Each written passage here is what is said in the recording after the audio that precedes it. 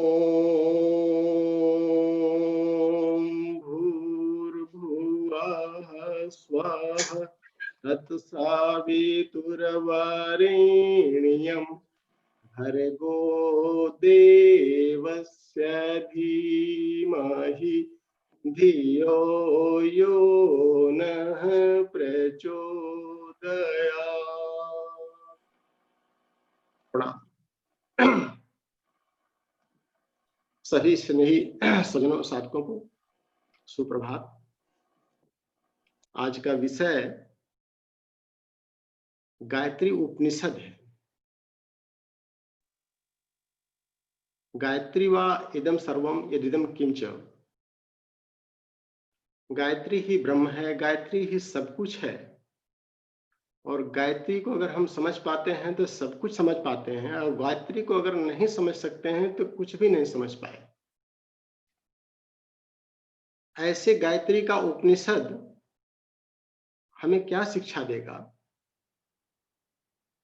उपनिषद हमको ब्रह्म ज्ञान देता है, आत्मज्ञान देता है, उसका स्वाध्याय, मनन, चिंतन हम सब अपने दैनिक स्वाध्याय में करते हैं बाबूजी के मार्गदर्शन के अनुसार। तो गायत्री उपनिषद गायत्री के गूढ़ रहस्यों को, उनसे हमारा साक्षात्कार कराता है।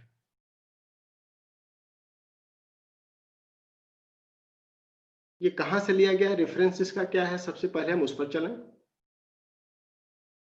ब्राह्मण ग्रंथ होते हैं हमारे वैदिक ग्रंथों में, जो ब्रह्म विषयक तत्वों पर चर्चा करते हैं। तो आत्मज्ञान और ब्रह्म ज्ञान विषयक जो भी हमारे संकलन हैं वो सब ब्राह्मण ग्रंथों में आते हैं। सभी वेदों के अपने ब्राह्मण ग्रंथ हैं। अथर्ववेद का एक ही ब्राह्मण ग्रंथ है, गोपथ।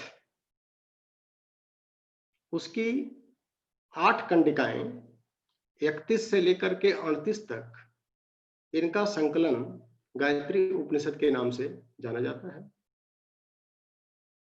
वैसे गायत्री हृदयम को भी हम लोग उपनिषद मान करके ही उसका स्वाध्याय किए हैं, उस पर चर्चा किए हैं। लेकिन ये गायत्री उपनिषद जो उपनिषद के नाम से विशेष रूप से जाना जाता है, ये गोपथ ब्राह्मण की 8 कंडिकाएं हैं।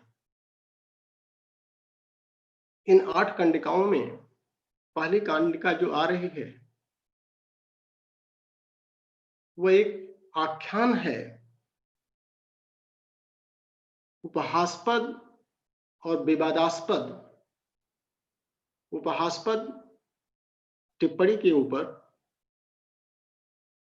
विवादास्पद स्थिति पैदा होती है, और विवाद को भी जो शिष्ट लोग लेते हैं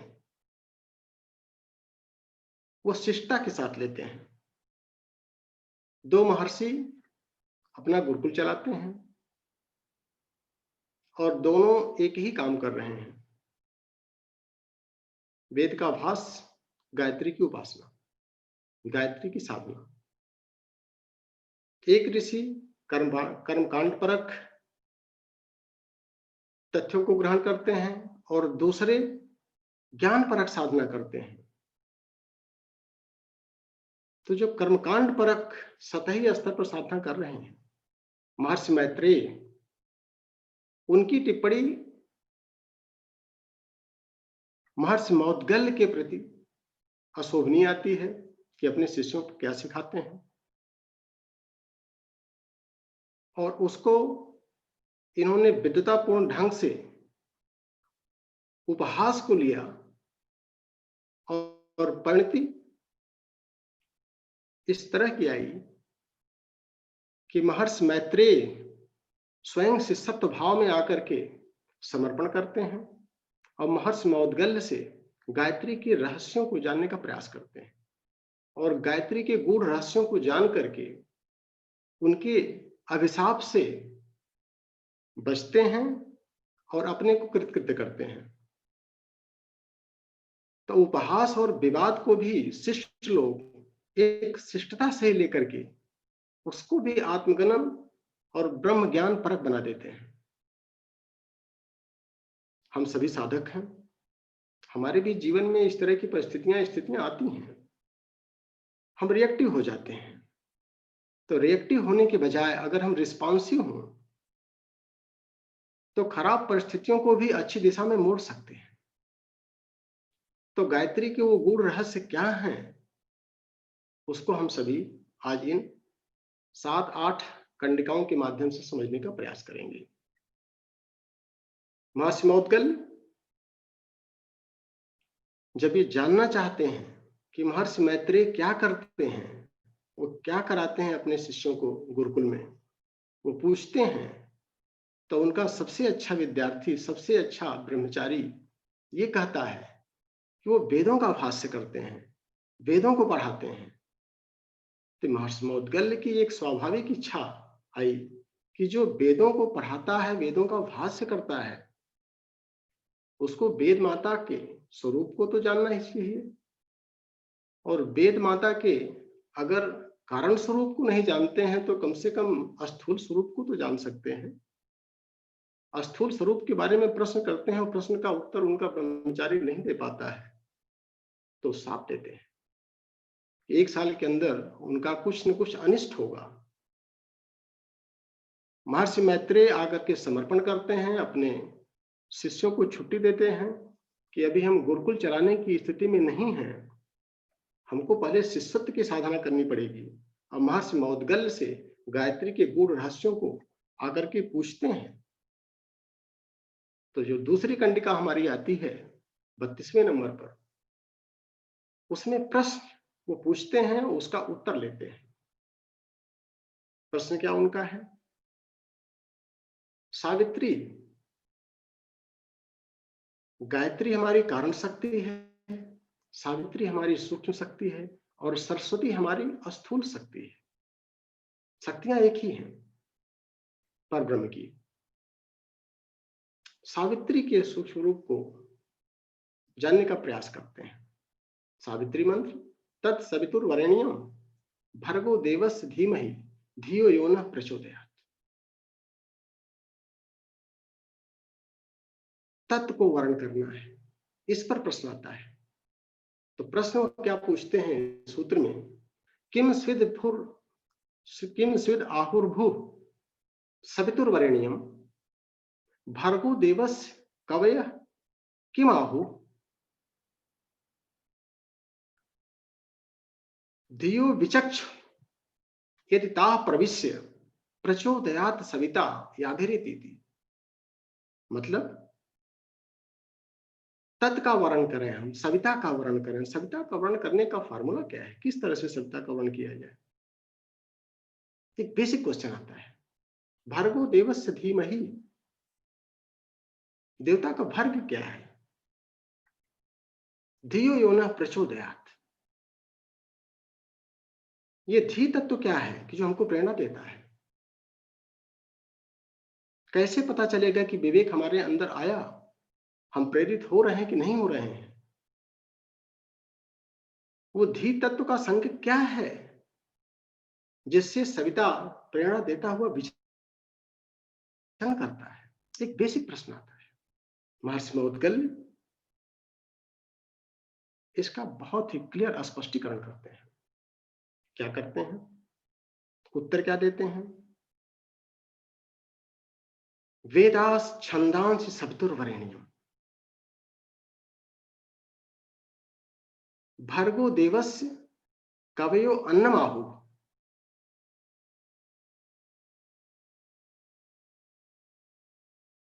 कर्माणि ध्येयस्तदुते ब्रवीम प्रचोदयात् सविता याभिरिति। इसको अगर हम 3 टुकड़े में कर लें तो समझना आसान रहेगा। पहला प्रश्न जो आता है,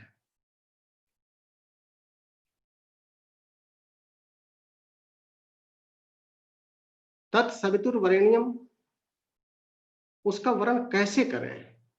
तो वेदास छंदांस से सवितुर्वरेण्यम, वेद और छंद के माध्यम से ही हम सविता का वर्ण करते हैं। सविता कौन है? परब्रह्म, परमात्मा, परमेश्वर, परम चेतना। जो अज्ञेय है, अगोचर है, अपरिमित है, बुद्धि से नहीं समझा जा सकता है उसको, उसका वर्णन कैसे करें? उसका उत्तर ऋषि देते हैं, वेदास छंदांसि सवितुर्वरेण्यम। वेद और छंदों के माध्यम से ही हम सविता का वर्णन कर सकते हैं। वेद क्या है? ज्ञान। छंद क्या है? अनुभव। जो कुछ हम पढ़ते हैं, जो कुछ हम सुनते हैं, जो कुछ हम देखने का प्रयास करते हैं, जहां से हम शिक्षा लेते हैं, ये सतही जानकारी हो सकती है, लेकिन जब तक ये प्रैक्टिकल करके अनुभव सिद्ध नहीं होता है, तब तक ज्ञान नहीं कहा जा सकता। ज्ञान तो अपना होना चाहिए, हमारी आत्मा अपनी क्या महसूस कर रही है। तथ्यों को हमने सुन लिया, पढ़ लिया, अध्ययन भी कर लिया, लेकिन जब तक हम उसमें जीते नहीं हैं, तब तक ज्ञानी नहीं कहे जा सकते। हमारी अपनी आत्मा, हमारा अपना विवेक किस ढंग से उस तथ्य को लेता है। तो वेद होता है ज्ञान और छंद होता है अनुभव। तो अनुभवजन्य जानकारी ही ज्ञान है, जो हमने महसूस किया स्वयं करके। तो ज्ञान वाचिक नहीं होना चाहिए, अनुभव सिद्ध होना चाहिए।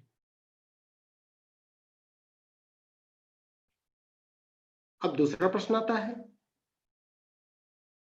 भर्गो देवस्य कवयः किमाहु। कवयः मतलब विद्वान, क्रांतिदर्शी लोग जिन्होंने दर्शन किया है, उस सत्ता को छुआ है, जिया है, उससे ओतप्रोत हुए हैं, ऐसे लोग अपना अनुभव बताएंगे। उनके हिसाब से क्या है, भर्ग क्या है उस देवता का, उस परमात्मा का? उत्तर आता है, भर्गो देवस्य कवयो अन्नमाहु। अन्न ही उस देवता का भर्ग है। देवता कहते हैं श्रेष्ठता को, और भर्ग अन्न है। अन्न मतलब साधन। श्रेष्ठता का बल क्या है? साधन है। इसको कैसे समझें? हमने सविता को कितना आत्मसात किया, उसके भर को कितना ज्यादा अपने अंदर पचाया, कितना उससे ओतप्रोत हुए, ये हमारे साधन कितने हैं उससे परिलक्षित होता है। साधन स्थूल भी हो सकता है, साधन सूक्ष्म भी हो सकता है, साधन कारण में भी जाता है। तो जितना ज्यादा हमारे पास साधन होगा, उतना ज्यादा हमने पचाया है। और साधन में कैसे माना है? अगर हम गुणों को लेते हैं, सुविधाओं को लेते हैं, शक्ति को लेते हैं, हर स्वरूप में भर्ग ही परिलक्षित होता है। तो अपने हम गुणों को बढ़ाना है, अपने साधनों को बढ़ाना है, वही अन्न है। तो जितना ज्यादा हम अन्न से ओतप्रोत होंगे, जितने ज्यादा हम गुणों से ओतप्रोत होंगे, उतना ही ज्यादा माना जाएगा कि हमने उस देवता के भर को आत्मसात किया है। क्योंकि हमको देवता बनना है, हमारा रास्ता वही है। अब तीसरा प्रश्न आता है कि वो धी तत्व क्या है जिससे पर ब्रह्म परमात्मा प्रेरणा देता हुआ विचरण करता है।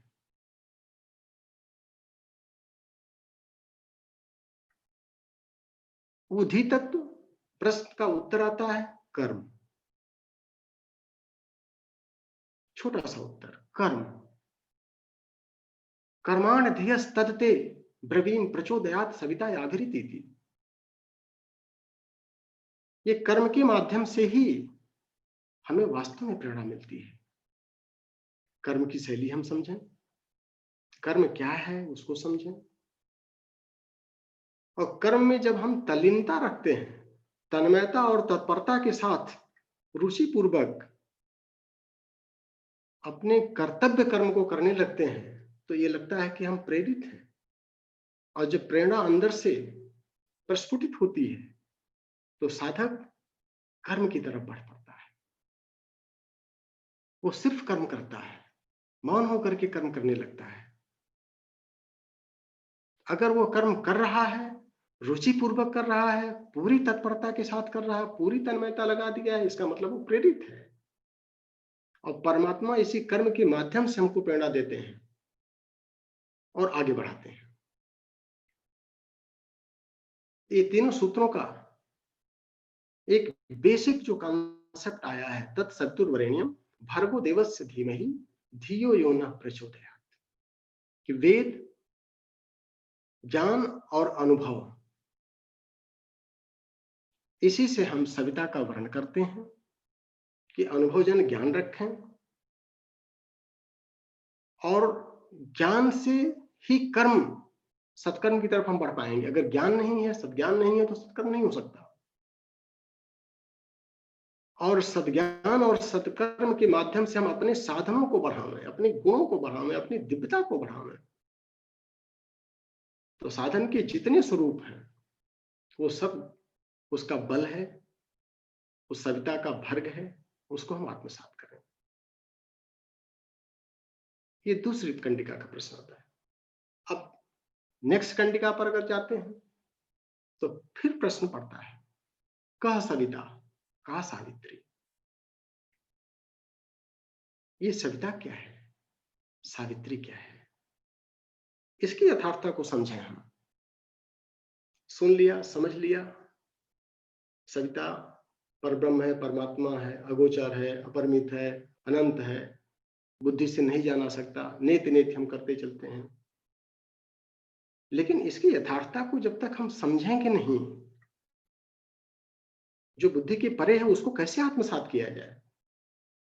इसीलिए प्रश्न आता है, कह सविता का सावित्री। तो सविता और सावित्री की यथार्थता को समझाने के लिए महर्षि मौद्गल्य ने कुछ कथानक, कुछ उदाहरण दिया है। उन उदाहरणों के माध्यम से वो यथार्थता तक ले जाना चाहते हैं शिष्य को।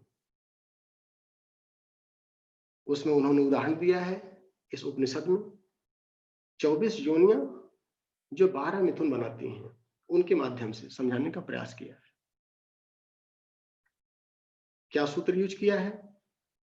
मन एव सविता वाक सावित्री, यत्र होवे मन मनस तद्वाक, यत्र वै वाक तन मन, इत एते द्वै योनिम एकम मिथुनम। मतलब हम लोग मन की साधना कर रहे हैं, वाणी को परिष्कृत कर रहे हैं। तो मन और वाणी में अगर देखा जाए तो मन को सविता मान लें तो वाणी सावित्री है। जहां पर मन है वहीं पर वाणी है, और जहां पर वाणी है उसी में मन घुला हुआ है। सत्य दिखाई नहीं पड़ता है, लेकिन सावित्री के माध्यम से परिलक्षित होता है। तो इसीलिए हम सावित्री की साधना करते हैं। तो सावित्री की साधना करके हम सविता को आत्मसात कर सकते हैं। उदाहरण क्या दिया उन्होंने? मन और वाक का।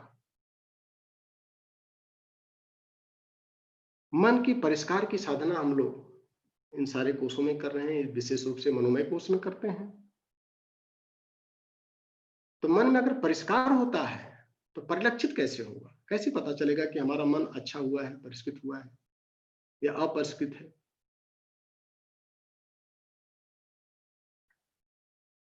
किसी व्यक्ति को समझने के लिए इंटरव्यू लिया जाता है। इंटरव्यू में क्या होता है? प्रश्नोत्तर रखे जाते हैं। क्या बोल रहा है वो वाणी से, उससे उसके व्यक्तित्व का पता चलता है, उसके अंदर क्या चल रहा है। जब तक वो बाहर नहीं निकलेगा, बाहर निकलता है सविता हो जाता, सावित्री बन जाती।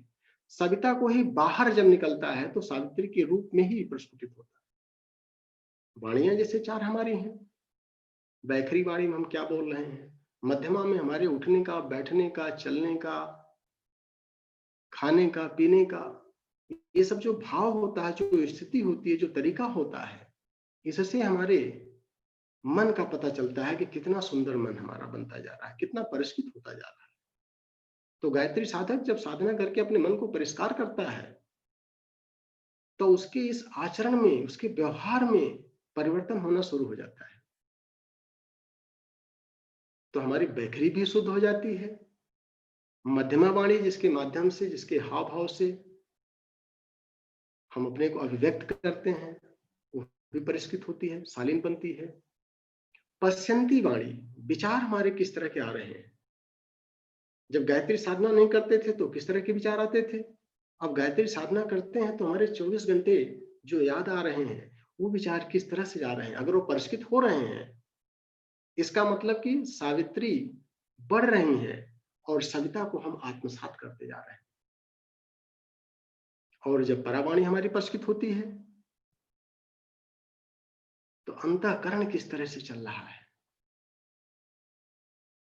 कितना खिल रहा है, कितना उसके अंदर संवेदना आ रही है, कितना करुणा आ रही है, इससे हमारे मन का पता चलता है।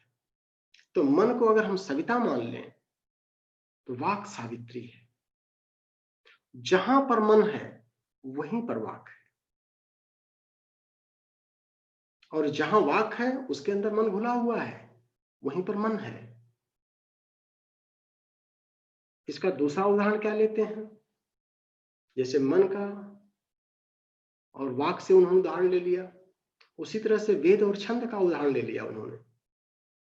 रात और दिन का उदाहरण ले लिया कि एक सविता है तो दूसरा सावित्री है। जो एक है वही दूसरा है।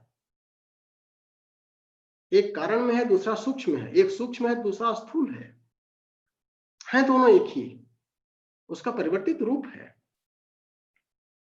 एक पृथ्वी है तो दूसरा अग्नि है, एक अग्नि है तो दूसरा वरुण है, एक वायु है तो दूसरा अंतरिक्ष है। इस तरह से उन्होंने 24 योनियों को 12 जोड़ा बना करके व्यक्त करने का प्रयास किया है कि एक अव्यक्त है तो दूसरा व्यक्त है। हम व्यक्त की साधना कर रहे हैं क्योंकि अव्यक्त की साधना हमारे लिए टफ हो रही है। अव्यक्त को आत्मसात करने के लिए व्यक्त के माध्यम से हम जाते हैं। स्थूल की साधना करेंगे, सूक्ष्म अपने आप आ जाएगा। सूक्ष्म की साधना कराने के कारण अपने आप प्रस्फुटित होने लगेगा। तभी हमारा आत्मज्ञान परिष्कृत होकर के ब्रह्म ज्ञान में परिवर्तित होगा। एक उदाहरण और लिया जाए, इस तरह से जो उन्होंने 12 युग्म बनाए, 12 मिथुन बनाए, यज्ञ और दक्षिणा का बना दिया उन्होंने। यज्ञ एवं सविता, दक्षिणा सावित्री। यत्र होवे यज्ञ तद दक्षिणा, यत्र वै दक्षिणा तद यज्ञः इत एते द्वयम योनिम एकम मिथुनम।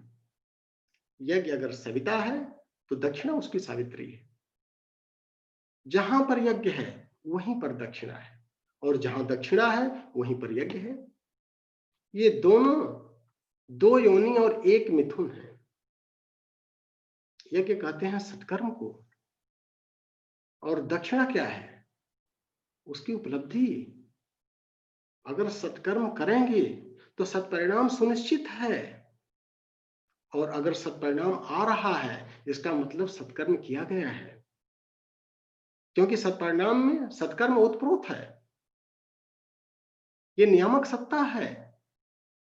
हम इच्छा करें या ना करें, अगर सत्कर्म कर रहे हैं तो सत्परिणाम होना ही है,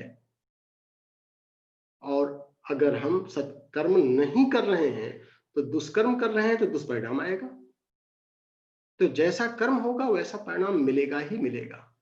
तो जो परिणाम है वो सावित्री है, स्थूल रूप में दिखती है, परिलक्षित होती है। सत्कर्म हमारे दिखते नहीं है, यज्ञ दिखता नहीं है।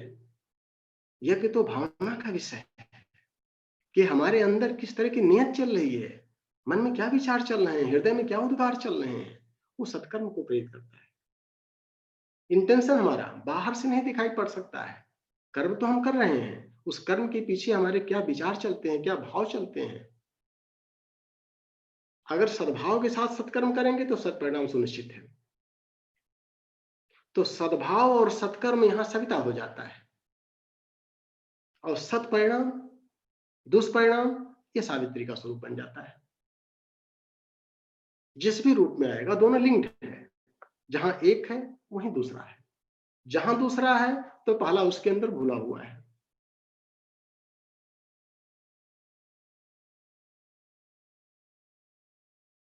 इस माध्यम से जो उन्होंने 24 योनि और 12 मिथुन बनाया, इसकी अनंत योनियां और अनंत युग्म बन सकते हैं। किसी को भी हम लें, जो अव्यक्त है वही सविता है, वही परमात्मा है, वही परम चेतना है, और वो व्यक्त होता है, जो दिखता है स्थूल में, सूक्ष्म में, वो सावित्री है। एक केंद्र है तो दूसरा उसका विस्तार है, एक स्रोत है तो दूसरा उसका प्रभाव है। हम सभी सावित्री की साधना कर रहे हैं। क्यों कर रहे हैं? ताकि हम सविता को आत्मसात कर सके, सविता से प्रेरित हो सके, और सविता से प्रेरणा लेकर के, सविता से ओतप्रोत होकर के हम अपनी यात्रा को पूरा करें, अंतःकरण को परिष्कृत करें और बहिरंग को सुव्यवस्थित और सुविकसित करें। यही तो उद्देश्य अपना है। इसीलिए सविता के फार्मूले को भी समझना जरूरी है कि जो अव्यक्त है उसको कैसे समझा जाए व्यक्त के माध्यम से, तो हमारा उद्देश्य पूरा कैसे होगा इसी रास्ते से। अब नेक्स्ट प्रश्न बनता है कि इन तीनों सूत्रों को, जो 3 पद हमारे हैं, त्रिपदा गायत्री, तत्सवितुर्वरेण्यम भर्गो देवस्य धीमहि धियो यो नः प्रचोदयात्, इन तीनों सूत्रों को अगर हम आत्मसात करते हैं तो उसे मिलेगा क्या हमको? एक बड़ा बेसिक सा प्रश्न आता है, उसकी क्या साइंस है, उसका क्या महत्व है? हम गायत्री साधना कर रहे हैं और इस सावित्री मंत्र को अगर हम पहचानने का प्रयास करें तो उससे क्या फायदा होगा? फायदा अगर पता चलेगा तभी इंटरेस्ट हमारा बनेगा, फायदा नहीं है तो इंटरेस्ट बनने का सवाल ही नहीं पैदा होता। उसके लिए हमको क्या करना पड़ेगा? हम अगर थोड़ा बैक में जाएं तो इस सृष्टि का निर्माण सृष्टि व्यवस्था से ही हम संचालित हो रहे हैं, उसके फार्मूले को समझने को प्रयास करें। उस परम चेतना में एक स्फुरणा पैदा हुई, एको हम बहुश्यामी, एक से हम अनेक बन जाए ताकि उसका आनंद लें। और एक से अनेक बनने के पीछे जो लॉजिक आई, लोकों का निर्माण हुआ, सृष्टि का निर्माण हुआ। अब सृष्टि के निर्माण का अगर फार्मूला लिया जाए तो थोड़ा सा हमको गायत्री हृदय में जाना पड़ेगा, और दूसरे उपनिषदों में रेफरेंस अगर आते हैं, हम ओंकार से शुरू करें। ओम भूर्भुवः स्वः तत्सवितुर्वरेण्यम भर्गो देवस्य, ओम से भूर्भुवः स्वः निकला है, उससे हमारी सावित्री मंत्र निकला है। फार्मूला क्या है? ओंकारात् व्याहृति भवति, व्याहृत्या गायत्री भवति, गायत्र्या सावित्री भवति, सावित्र्या सरस्वती भवति, सरस्वत्या वेदाः भवन्ति, वेदा ब्रह्मा भवति, और ब्राह्मणो लोका भवन्ति।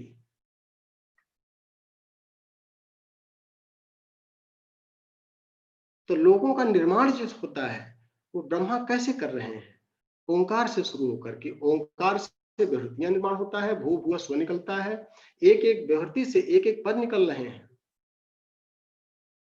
और विभूतियों से गायत्री, गायत्री से सावित्री, सावित्री से सरस्वती, गायत्री, सावित्री और सरस्वती, ये तीनों एक ही शक्ति है, कारण स्वरूप में है, ये दूसरी सूक्ष्म में है, तीसरी स्थूल रूप में है। तो जो कारण है वहीं से सूक्ष्म निकल रहा है। तो गायत्री से सावित्री, सावित्री से सरस्वती, सरस्वती से वेद, वेद से ब्रह्मा, ब्रह्मा से लोकों का निर्माण हुआ है। ये हमारी सृष्टि व्यवस्था का फार्मूला है। अब प्रश्न आता है कि ब्रह्मा ने लोकों का निर्माण किया, तो लोकों का निर्माण करके उन्होंने सूक्ष्मता में क्या देखा? उसका फार्मूला यहां पर गायत्री उपनिषद में दिया जाता है कि ब्रह्म हेदम श्रियम प्रतिष्ठाम आयतनम ऐक्षत तत् तपस्यति तद्व्रते ध्रियेत तत् सत्ते प्रत्यतिष्ठत। मतलब क्या हुआ इसका? उस ब्रह्मा ने जब इस लोक को देखा जिसका उन्होंने सृष्टि का निर्माण किया, तो इस पूरे लोक में तीन चीजों की प्रधानता थी। वो तीन दिव्य संपत्तियां या विभूतियां जो भी हैं, वो तीनों दिव्य साधन दिखाई पड़े जिससे पूरा लोक जो है आच्छादित था। वो तीन क्या थे? श्रियम, प्रतिष्ठान, आयतनम। श्री, प्रतिष्ठा और ज्ञान। श्री कहते हैं साधन को, प्रतिष्ठा कहते हैं पद प्रतिष्ठा, शक्ति को, और आयतन हमारा विचार भाव जितने बड़े लेवल का है, जितने छोटे लेवल का है, वो हमारे व्यक्तित्व को निखारता है। तो स्त्री, प्रतिष्ठा और ज्ञान, ये तीनों विभूतियों से लोक भरा हुआ है। इसको प्राप्त करने का फार्मूला क्या है? तपस्या तद व्रते। अगर व्रतिशीलता के साथ में तप किया जाए तो उसके माध्यम से इन तीनों की उपलब्धि होती है। तो इसका मतलब कि गायत्री की साधना या सावित्री की साधना करने से हमको इन तीनों की उपलब्धि होगी। अगर हम व्रतशीलता के साथ में तप करेंगे। तप क्या है? तप का मतलब कर्म, रुचि पूर्वक, तन्मयता पूर्वक, तत्परता पूर्वक। जब हम प्रेरित होकर के कर्म करने लगेंगे तो वह तपस्या कहलाता है। संयमित होकर के जब हम अपने स्वकर्म को करने लगेंगे, शास्त्र सम्मत कर्म करेंगे, कर्तव्यम कर्म करेंगे, वो तप कहलाएगा। तो इसका मतलब कि अगर हम तपस्या कर रहे हैं तो हमारे अंदर श्री, प्रतिष्ठा और ज्ञान तीनों की उपलब्धि होगी। श्री बोलते हैं वैष्णवी शक्ति को, प्रतिष्ठा बोलते हैं सांभवी शक्ति को, और ज्ञान बोलते हैं ब्राह्मी शक्ति को। ये तीनों शक्तियों से एक सावित्री साधक युक्त होता है, ओतप्रोत होता है। सावित्री साधक कभी दरिद्र नहीं हो सकता।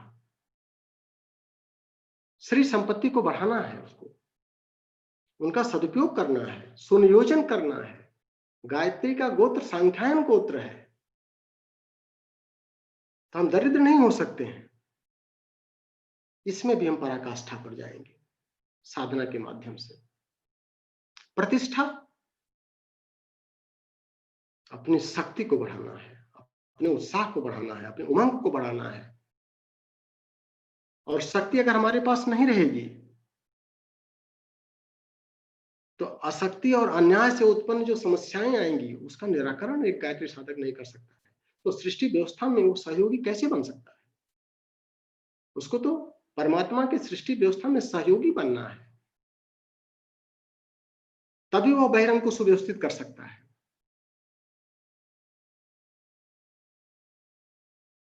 और ज्ञान, बिना सद्ज्ञान के, बिना ज्ञान के आयतन को बढ़ाई हुई है, बिना उसके आयाम को विस्तृत की हुई है, हम सत्कर्म नहीं कर सकते। तो सावित्री के साधक को तीनों चीजों उपलब्ध होनी चाहिए। श्री भी होनी चाहिए, प्रतिष्ठा भी होनी चाहिए, और ज्ञानवान भी बनना चाहिए। और जब तीनों में हम विकास करने लगेंगे तो कहते हैं कि सर्वांगीण रूप से सावित्री साधक है वो कहीं अशक्त नहीं है, कहीं कमजोर भी नहीं है, कहीं साधनहीन भी नहीं है, और अज्ञानता से युक्त भी नहीं है। याद आ गया इसी टाइम? धी की साधना हम लोग करते हैं धीमहि में। धीरस तुष्टो भवेन्नैव तेकस्याम हि समुन्नतो अक्रियताम उन्नतिस्तेन सर्वास्वासासु जीवने। सावित्री साधक को सभी दिशाओं में पराकाष्ठा पर जाना है, चाहे वो श्री की दिशा हो, चाहे वो प्रतिष्ठा की दिशा हो, चाहे वो ज्ञान की दिशा हो। संकीर्णता में नहीं जीना है। और जब तक हम इन तीनों दिशाओं में विकास नहीं करेंगे, तब तक सावित्री दिखेगी नहीं और सविता आत्मसात नहीं हो पाएगा।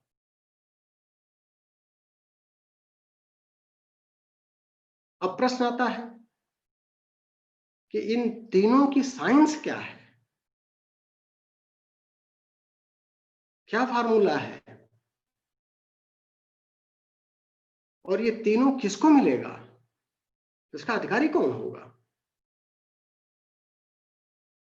इसके अधिकारी के लिए उन्होंने ब्राह्मण को नियुक्त किया। ब्राह्मण ही इसका अधिकारी है। क्यों? क्योंकि ब्राह्मण परमात्मा की सत शक्ति से उत्पन्न हुआ है और ब्राह्मण ही सावित्री से आच्छादित है, उत्प्रोत है।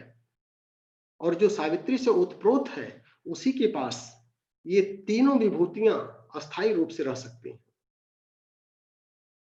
और किसी ने अगर विधि पूर्वक सावित्री की साधना नहीं किया है और लालच में आकर के बलात् इनको अपने पास रखने का प्रयास किया है, तो वो उसके लिए सहयोगी नहीं, विपत्ति का कारण बन जाएंगी। हम समाज में देखते भी हैं कि जिनकी स्थिति ऐसी नहीं है कि वो संपत्तियों को हैंडल कर सकें, वो संपत्ति उनके लिए विपत्ति का कारण बन जाती है। महर्षि अरविंद इस फिलॉसफी में विश्वास करते थे कि लक्ष्मी के ऊपर श्रेष्ठ लोगों का आधिपत्य होना चाहिए।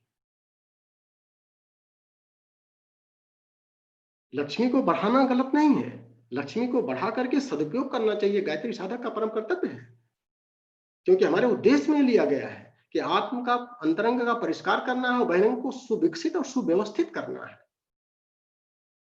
इसलिए अपना आधिपत्य हम लक्ष्मी के ऊपर भी करने का प्रयास करें ताकि उसका सुनियोजन कर सकें और बहिरंग को सुव्यवस्थित करके स्वर्ग को वातावरण कर सकें, संयमित रह करके, क्योंकि हम ब्राह्मण हैं। तो ब्राह्मण को ही उसका अधिकारी बनाया गया। अब ब्राह्मण को अगर अधिकारी बनाया गया तो ब्राह्मण को ये सारे वैभव कैसे मिल सकते हैं, उसकी साइंस क्या है, उसका फार्मूला क्या है, उसको समझने की आवश्यकता है गायत्री साधक को। हम सभी जानते हैं कि त्रिपदा गायत्री 3 चरणों वाली है। तीनों वेदों में गायत्री महामंत्र आया है। ऋग्वेद में भी आया है, यजुर्वेद में भी आया है, सामवेद में भी आ रहा है। अथर्ववेद क्या कहता है? अथर्ववेद एप्लीकेशन है इस तीनों नॉलेज का, व्यवहार है उसका, इन तीनों ज्ञानों का। तो व्यवहार क्या करता है गायत्री साधक के लिए कि अगर हम गायत्री की साधना कर रहे हैं तो वेद माता हमको क्या देंगी? अस्तुता मया वरदा वेद माता प्रचोदयंत पावमानि द्विजानाम आयु प्राणम प्रजाम पशुम कीर्तिम द्रविणम ब्रह्मवर्चसम। ये विभूतियां तो मिलेगी ही, संपत्तियां तो मिलेगी ही, इसके साथ में ब्रह्म वर्चस्व मिलेगा। इसकी साइंस क्या है? ये वैभव ब्राह्मण को कैसे मिलेगा? ब्राह्मण अपने को पवित्र करेगा और पवित्र करके वही गायत्री, वही सावित्री, वही वेद माता पवित्रता को बढ़ाएंगी, पात्रता को बढ़ाएंगी और ये सारी विभूतियों को देंगी, अस्थायी रूप से देंगी और साथ में ब्रह्म वर्चस्व भी देंगी। इसकी साइंस क्या है? इसकी साइंस समझने के लिए इसी में जो हमारी आगे की कंडिकाएं हैं, 5वीं कंडिका, 6ठी कंडिका, उसमें इसका विशेष आख्यान आया है। तो एक एक पादों को हम ले लें, एक एक चरण को ले लें, उसको समझें कि उसकी साइंस क्या है। पहला चरण आता है तत्सवितुर्वरेण्यम। तो पहले चरण को लिंक बना करके समझना आसान रहता है, तो लिंक बना करके इसमें समझाया गया है उपनिषद में। तत्सवितुर्वरेण्यम को भूलोक से जोड़ दिया, क्योंकि 3 प्रवृत्तियां हमारी हैं, भू भुवः स्वः। और प्रथम चरण पहली विभक्ति से जुड़ रहा है और पहले वेद से भी जोड़ दिया। तो एक लोक से और एक वेद से एक चरण को जोड़ दिया। तो पहला चरण जो इंडिकेट करता है हमारा, वो भूलोक को करता है और भू को जोड़ दिया, पृथ्वी को जोड़ दिया ऋक से। और ऋक मतलब ज्ञान, पृथ्वी के निवासी ज्ञानवान होने चाहिए। ऋक को जोड़ दिया अग्नि से, अग्नि को जोड़ दिया श्री से, श्री को जोड़ दिया स्त्री से, स्त्री से जोड़ दिया मिथुन से, मिथुन को जोड़ दिया प्रजा से, प्रजा को जोड़ दिया कर्म से, कर्म को जोड़ दिया तप से, तप से सत्य, और सत्य से फिर हम ब्रह्म, और फिर अपने उद्देश्य पहुंच जाएंगे। ब्रह्म से ब्राह्मण हो गया, और ब्राह्मण जब व्रतशील होता है तो वो अपने जीवन की सद्गुणों की पराकाष्ठा पर पहुंचता है और ब्रह्मणत्व को तीक्ष्णता तक ले जाता है, पूर्णता तक ले जाता है। यह अलंकारिक शैली में दिया गया है, इसको समझने की आवश्यकता है कि पहला चरण ये बता रहा है कि पृथ्वी के निवासियों को ज्ञानवान होना चाहिए, और जहां ज्ञान होगा वहां पर अग्नि आएगी। अग्नि का मतलब क्रियाशीलता से है, और जब क्रियाशीलता होगी तो श्री आएगी। मतलब सद्ज्ञान के साथ में अगर हम सत्कर्म करना शुरू कर देंगे तो श्री की, वैभव की उत्पत्ति होगी, और वैभव आएगा, उसका उपभोग करेंगे, सदुपयोग करेंगे तो स्त्री मतलब तृप्ति मिलेगी। स्त्री का मतलब तृप्ति से लिया गया है। और जब तृप्ति आएगी, मिथुन बनेगा, जोड़ा बनेगा तृप्ति से, तो प्रजाजन उत्पन्न होगी, और प्रजा आएंगे सामूहिकता में, सत्कर्म होगा। तो सत्कर्म के उपरांत परिष्कृत होकर के तप का रूप लेगा, और तप ही हमको सत्य की तरफ ले जाएगा, क्योंकि फार्मूला हम पढ़ चुके हैं। और सत्य का साक्षात करा के ब्रह्म को, और ब्रह्म को साक्षात करने वाला ही ब्राह्मण होता है। और ब्राह्मण जब व्रतशील होगा तो ब्राह्मणत्व का परिष्कार करेगा, और ब्राह्मणत्व का परिष्कार करके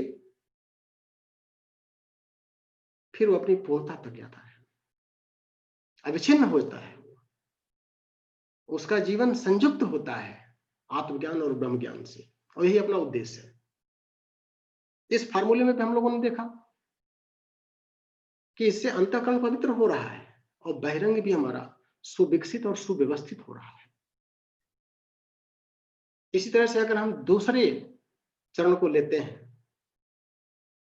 भर्गो देवस्य धीमहि, भर्गो देवस्य धीमहि भुआ से निकला है, और भुआ बोलते हैं अंतरिक्ष लोक को। तो दूसरे चरण को जोड़ दिया गया यजुर्वेद से। यजुस बोलते हैं यज्ञ को, अंतरिक्ष को यज्ञ से जोड़ दिया गया। यज्ञ से जोड़ने पर क्या होगा? वायु पवित्र होगी, वायु पवित्र होगी तो वर्षा अच्छी होगी, वर्षा अच्छी होगी, वृक्ष वनस्पतियां हमारे अच्छे पैदा होंगे, उससे मन अच्छा बनेगा, और मन जब अच्छा बनेगा तो अच्छे पशुओं का उत्पादन होगा, और अच्छे पशु से अच्छे कर्म होंगे, और फिर वही फिलॉसफी, कर्म से सीधे हम पहुंच जाते हैं तब से, और ब्रह्मणत्व की पूर्णता तक अगेन वही चेन फिर आ जाती है। तो गायत्री का जो दूसरा चरण है, जो भुआ लोक है, वहां से भी हमको वही चीज लेके आता है कि जिसके अंदर हमको सारे वैभव मिलते हैं, और वैभव से फिर हम आत्मज्ञान की तरफ बढ़ जाते हैं। अब अगर हम तीसरा चरण लेके चलें तो स्वव्याप्ति, स्व जो है उसको जोड़ दिया देवलोक से, और देव को जोड़ दिया है आदित्य से, आदित्य को रश्मियों से जोड़ा है। सूर्य की जो हमारी रश्मियां होती हैं रश्मियों से फिर वर्षा, वर्षा से वृक्ष वनस्पतियां, और वृक्ष वनस्पतियों से फिर पशु, पशु से फिर कर्म, कर्म से तप, तप से ब्रह्म, ब्रह्म से ब्राह्मण, और ब्राह्मणत व्रत से अगर अपने को जोड़ देता है तो ऐसी स्थिति में उसका ब्राह्मणत तीक्ष्णता को प्राप्त होता है, पूर्णता को प्राप्त करता है, और उसकी यात्रा सार्थक होती है। तो इसको अलंकारिक शैली में लिया गया है, और एक एक सूत्रों को हम समझते हैं, समझने का प्रयास करते हैं, तो जो भी हम गायत्री की साधना, सावित्री की साधना अपने रूटीन के जीवन में कर रहे हैं, तो उससे ये निकल के आता है कि ये तीनों फार्मूले जो हमारे हैं, तीनों पद हमारे, अगर हम इस भाव से, इस विचारणा से सावित्री को आत्मसात कर रहे हैं, तो तीनों लोकों से और तीनों वेदों से वो सारी विभूतियां, वो सारी संपत्तियां वो खींच करके ला करके इस गायत्री साधक को, सावित्री साधक को प्रदान कर देती। यह है वेद माता की कृपा, बशर्ते हमारी साधना ज्ञान सम्मत हो, सद्भाव और सद्ज्ञान से संयुक्त अगर हम सत्कर्म करेंगे तो सच्चे सावित्री साधक कहलाएंगे, और अनायास ही ये सारी चीजें मिलने लगती हैं, सारी विभूतियां मिलने लगती हैं, अवरोध हटने लगता है, इतना पावरफुल मंत्र हो जाता है। इसको और भी तमाम उदाहरणों से समझा जा सकता है। तो इससे हम ये देखते हैं कि तीनों का, एक सद्ज्ञान, दूसरा सत्कर्म, और तीसरा सद्भाव। भू जो है, जो पहला चरण है, वो सद्ज्ञान परक था, सद्ज्ञान से भी हम आत्म सत्ता को प्राप्त कर सकते हैं, सत्कर्म के माध्यम से भी हम आत्म सत्ता को प्राप्त कर सकते हैं सारे वैभवों के साथ में, और सद्भाव जो हमारा स्वव्याहति है, धियो यो न प्रचोदयात्। तो गायत्री साधक को सद्ज्ञान, सत्कर्म और सद्भाव से संयुक्त होना चाहिए, पूरे का निचोड़ यही निकल के आता है। इसी की जो हम लोग विज्ञान सम्मत एनालिटिकल अप्रोच के साथ में जानकारी करने का प्रयास किए। अब लास्ट जो फार्मूला आता है कि इन वैभवों के अलावा सावित्री और क्या देती है, ब्रह्म वर्चस्व भी प्रदान करती है।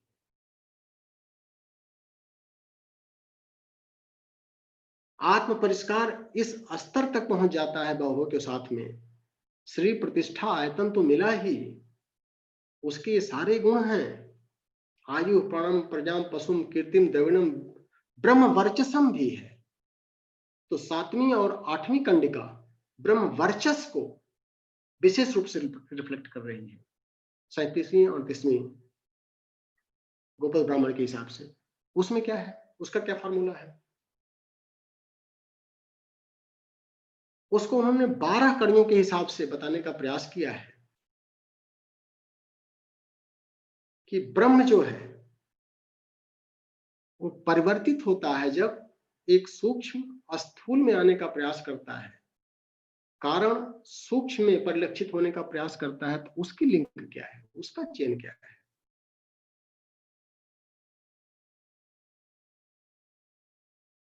ब्रह्म से आकाश बन रहा है, आकाश से वायु का निर्माण होता है, वायु अग्नि में कन्वर्ट हो रही है, अग्नि जल में कन्वर्ट हो रहा है, और जल पृथ्वी में कन्वर्ट हो रहा है, पृथ्वी अन्न में कन्वर्ट हो रही है, अन्न प्राण में, प्राण मन में, मन वाक में, वाक वेद में, और वेद यज्ञ में। ये 12 लिंक दिया है। परमात्मा को पाने का उपाय क्या है अगर हम ब्रह्म वर्चस्व की तरफ जाते हैं? तो इसके स्वाध्याय क्रम में हमको एक लाइन बचपन की याद आ गई कि जब हमने अर्ली एज में पढ़ा था शेक्सपियर का एक प्ले, उसमें जूलियस सीजर का रोल था, बहुत अपील किया हमको लाइफ में, और वो अपील आज की डेट में हमको उससे ज्यादा प्रेरणा यहां से मिली। क्या सूत्र था उसका? विनि विधि विसी, मतलब उसका था आई केम, आई सा, आई कांकर्ड, मैं आया, मैंने देखा और मैं जीत गया। जीवन की जंग जीतने का इससे बढ़िया फार्मूला नहीं है। आई केम, आई सॉ, आई कंकर्ड। मैंने अप्रोच किया, संघर्ष किया और अंततः विजय प्राप्त कर ली। तो फैक्ट्स को I approached, I digested and I realised. इस स्तर की साधना करने के लिए, ब्रह्म वर्चस्व को अडॉप्ट करने के लिए इस स्तर की साधना पर जाना पड़ेगा। गुरुदेव ने 3 शब्दों का उपयोग किया है, प्राप्त किया है, ग्रसित किया है और परामृष्ट हुआ है, ओतप्रोत हो गया है ब्रह्म से। तो ये कड़ियां आई हैं, ब्रह्म से आकाश में ओतप्रोत है, ब्रह्म आकाश में ओतप्रोत हो गया है पूरी तरह से, और ब्रह्म से ही आकाश निकल रहा है। तो ये 12 कदमों का जुड़ाव यही है कि ब्रह्म से आकाश प्राप्त होता है, ग्रसित होता है और आच्छादित भी होता है। उसी तरह से हमको आत्मज्ञान और ब्रह्म ज्ञान को सावित्री के माध्यम से अप्रोच करना है, खाना है, चबाना है और फिर डाइजेस्ट करना है, पचाना है, और पचाने के साथ साथ उसमें समाना भी है, उसे उत्प्रोत हो जाना है, गायत्री में हो जाना है, सावित्री में हो जाना है। तभी हम सविता को आत्मसात कर पाएंगे, तभी ब्रह्म वर्चस्व मिल पाएगा हमको। तो तीनों कड़ियां तीनों वेदों के बारे में बता रही हैं, तीनों वेदों का महत्व समझा रही हैं, और जो चौथा वेद हमारा है वो एप्लीकेशन के रूप में हमको यही प्रदान कर रहा है। अगर हम व्यवहार में गायत्री को आत्मसात करते हैं, सावित्री को आत्मसात करते हैं, तो उसका एक फार्मूला, और 8वें फार्मूले में अगर हम जाते हैं तो एको हम बहुश्यामी और बहुश्यामी एको हम, बहुत से एको हम, एक से बहुत होता है और फिर वही पर ब्रह्म बहुतों से एक भी हो जाता है। उसी की साधना हम लोग करते हैं कि अपने अंदर पूरे विश्व को समाया हुआ देखना चाहते हैं और पूरे विश्व में अपने को परिलक्षित करते हैं। एको हम बहुश्यामी को प्रशमन की क्रिया करते हैं, और बहुत से एको हम और बहुतों को समेट करके एक में अगर लाने का प्रयास करते हैं, ये प्रतिप्रसवन की क्रिया हो गई। तो पहली कड़ी में हमने देखा 12 कड़ियों में जो 7वीं कंडिका है कि ब्रह्म जो है वो परिवर्तित होता है, लास्ट कड़ी है यज्ञ की, और अगर प्रतिप्रसवन होता है तो यज्ञ जो है वो वेद में समाहित है, वेद फिर वाक में समाहित है, वाक मन में समाहित है, मन प्राण में घुला हुआ है, और प्राण अन्न में घुला हुआ है, अन्न पृथ्वी में घुला हुआ है। इस तरह से हम लास्ट में ब्रह्म में ही आ जाते हैं। ये प्रतिप्रसवन समेट लेता है। इसका मतलब कि इसके 2 सिरे लिए जाएं, एक ब्रह्म का और दूसरा यज्ञ का। तो यज्ञ हमारे लिए, सत्कर्म हमारे लिए बहुत ही महत्वपूर्ण है, और सत्कर्म के माध्यम से ही हम उस ब्रह्म को आत्मसात करके ब्रह्म वर्चस्व को ले सकते हैं, दूसरा कोई रास्ता नहीं। गीता में भी एक सूत्र आता है, सह यज्ञ प्रजा सृष्ट्वा पुरोवाच प्रजापति अनेन प्रसवी सद्धमेश वो अस्तिष्ट काम दुख।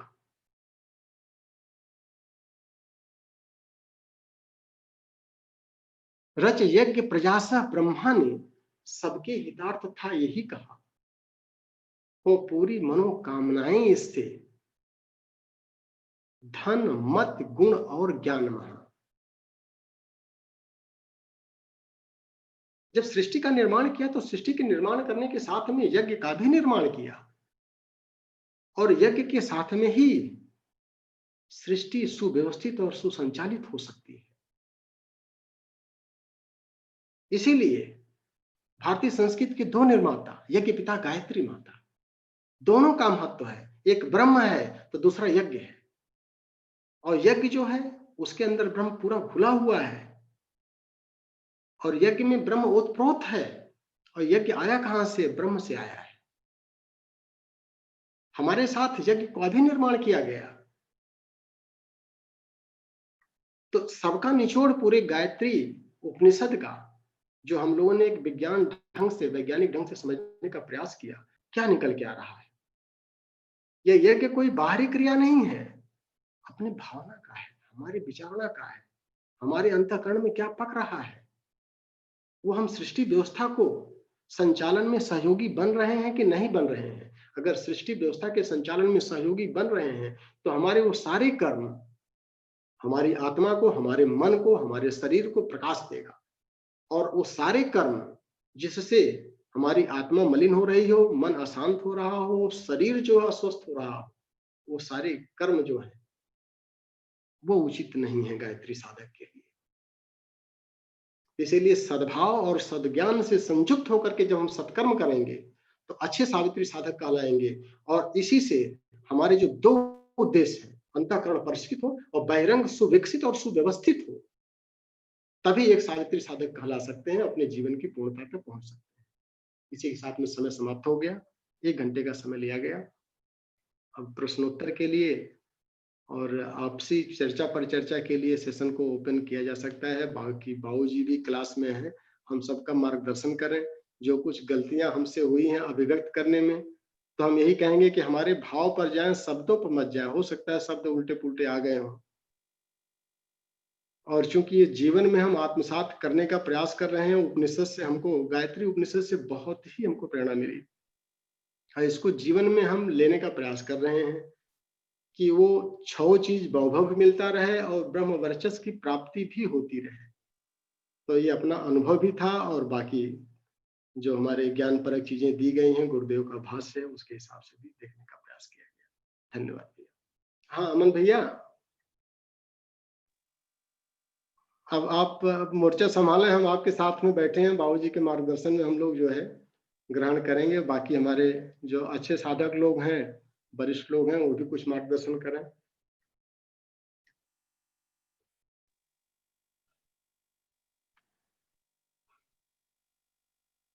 अमन भैया, आपकी आवाज नहीं आ रही है।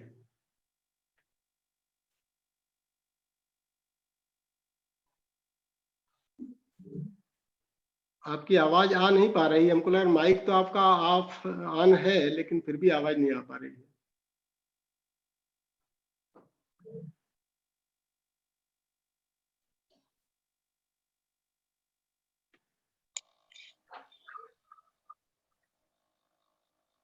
जी शायद लगता है कि अमन भैया की आवाज जो है वो म्यूट है, वो लैपटॉप से। तो अमन भैया, हमको लग रहा है पराबाणी बसंती वाणी हम लोगों को समझाने का प्रयास कर रहे हैं।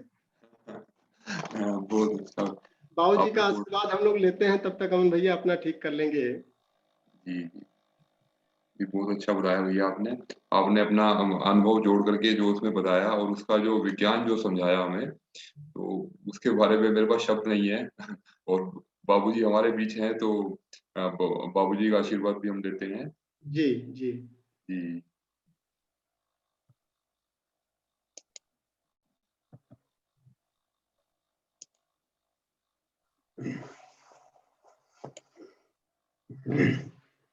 जी हेलो, हाँ जी प्रणाम। और सभी पार्टिसिपेंट्स को प्रणाम। देखिए, हम तो इतने प्रफुल्लित हैं आज की कक्षा को सुन करके कि पंचकोश रिसर्च सेंटर फॉर एक्सलेंस, गुरुदेव की ये जो काशीय विद्या है, सूक्ष्म में इतनी पल्लवित पुष्पित फलित हो रही है कि इस तरीके के विश्व स्तरीय शिक्षक भारत से निकलने लगे, जो मूल वेद के जो प्राण है, जो यथार्थ ज्ञान, उसको समझा हो, जीवन में उतारा हो और व्यवहार कुशल बन करके दिखाया, इसको सफल शिक्षक कहा जाता है। अब इसको इसलिए सुभाष चंद्र सिंह जी को बहुत बहुत आभार, और अपनी यात्रा को अबाधित आगे बढ़ते चले। उद्देश्य यह है कि फ्रीडम फाइटर हम पैदा करें, यानी आत्मा निवेशी और आत्म अस्थित होकर के संसार में काम करने वाले योद्धा जब आने लगेंगे भारत से, तो भारत फिर से पूरे विश्व में लहलहाएगा और वो ऋषियों का देश फिर कहलाएगा, वैज्ञानिकों का देश फिर कहलाएगा। हम क्या थे, क्या हो गए, क्या होना चाहिए, ये स्थिति को गुरुजी ने समझाया है। हम चाहेंगे कि प्रश्नोत्तरी में प्रवेश करें और देखिए तो प्रश्नोत्तरी में क्या आया है। जी बाबूजी, आशीष कुमार गुप्ता जी का हैंड रेज है, मैं उन्हें अनम्यूट कर रहा हूँ। हाँ, जी भैया, आप अपने आप को अनम्यूट कीजिए।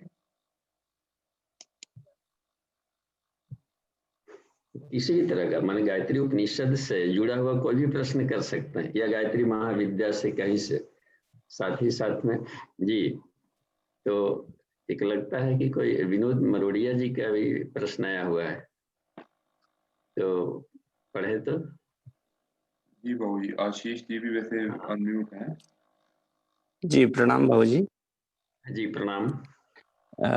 मेरा थोड़ा सा कम्युनिकेशन एस सिंह सर से भी रहेगा। जी उन्हें मैं वर्ष 2000 से जानता हूं और तब से सर मैंने उन्हें, उनके व्यक्तित्व को देखा है और मुझे तभी से लगता था कि ये तो अपने आप में एक परफेक्ट इंसान हैं और इनमें अब सुधार की क्या गुंजाइश हो सकती है। तो लेकिन मैंने तब से जो देखा है, लगातार अपने में इम्प्रूवमेंट करते आए हैं सर। और मुझे अपने में कभी-कभी ये भ्रांति हो जाती थी कि मुझ में तो सब कुछ ठीक ही ठाक चल रहा है, इम्प्रूवमेंट की ज़रूरत कहाँ है? तो ये भ्रम अक्सर बहुत लोगों को हो जाया करता है। तो एस.सी. सिंह सर से भी मैं चाहूँगा प्रकाश डालने की, ये प्रेरणा उन्हें कैसे मिलती है अपने आप को निरंतर इम्प्रूव करने की, और बाकी साधक भी कैसे ये प्रेरणा प्राप्त करते रहें कि अपने में निरंतर इम्प्रूवमेंट कैसे करते रहें? जी सुभाषचंद्र सिंह जी को मेरे स्क्रीन पर लाइए। नितिन जी।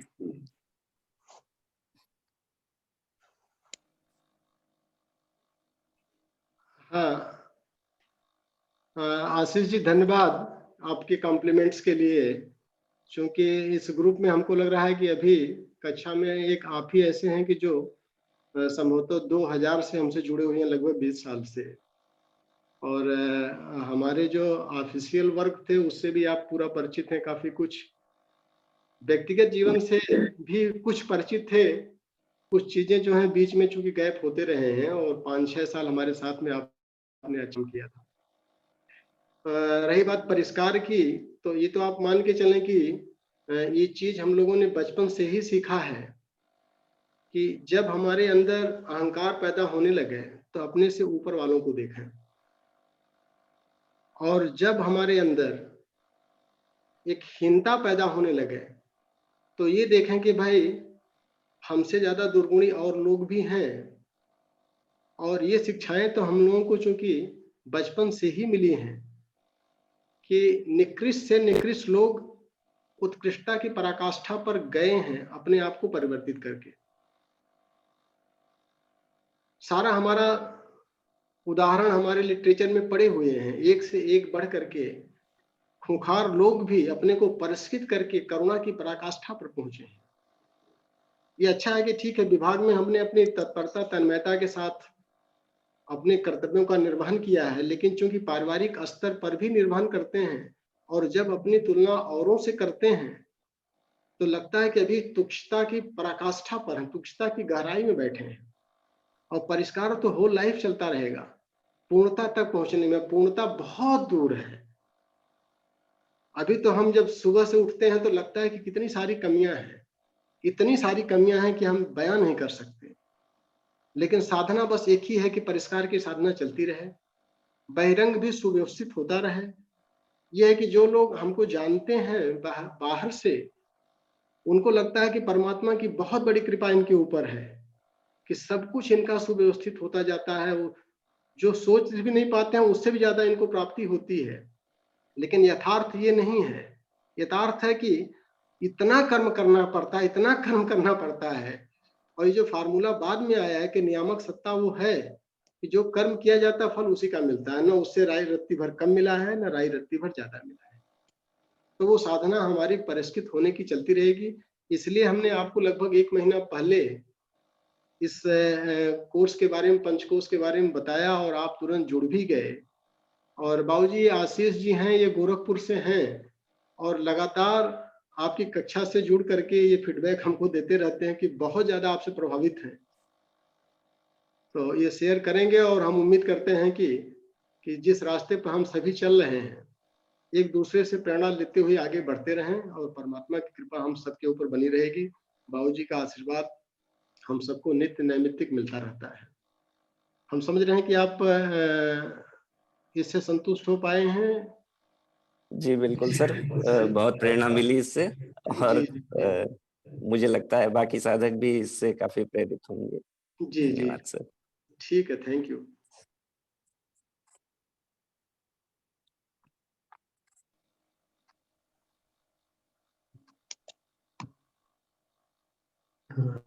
जी नितिन जी, वो पढ़िए। नहीं तो चैट। जी बाबू जी, एक प्रश्न विनोद बरोड़िया जी का आया है।